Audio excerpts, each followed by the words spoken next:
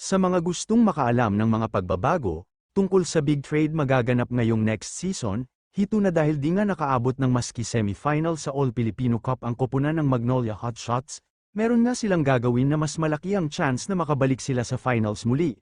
Pero bago ang lahat sana ay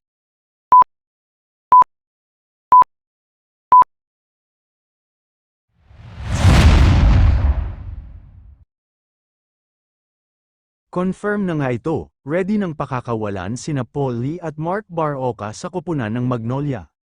Ayon sa insider ng PBA nakakilala natin marami na ang mahihina at bumabagal na sa laro ngayon season.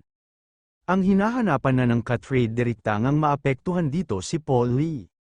Kasi hindi lang sa bumabagal na ito ay humihina na rin ang kanyang bilis at liksi sa pagdadala ng bola. Tapos bad news pa kasi prone to injury na ito. Kaya di na consistent ang paglalaro niya. May umuogong nga na balita na sinusubukan kausapin ng pamunuan at staff ng Magnolia, ang dating superstar ng talk in text na si Mikey Williams, bagamat may pending unresolved issue nga ito sa dating team, pero alam natin na lahat ng issue ay may katapusan din, malaki ang pag-asa kung sumang ayon sa ginagawang negosasyon ng Magnolia ang panig naman ni Williams. Mabigat na trade nga itong mangyayari sa ngayon, kasama kasi si Mark Barroca kay Paul Lee na nais na pakawala na rin. Kung si Barroca naman ang pag-uusapan, meron pa naman itong angas sa paglalaro may dribbling capability ito. Mahusay sa depensa at may shooting din itong mapakinabangan pa.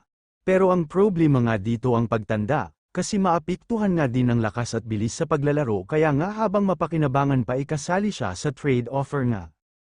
At target nga pala ng Magnolia ay itong si Sean Ildefonso ng Rain or Shine, magagamit din naman ni Coach Ying si Paul Lee kasi alam niya paano ito maglaro, at nais niya din ito ibalik sa koponan ng Elasto Painters.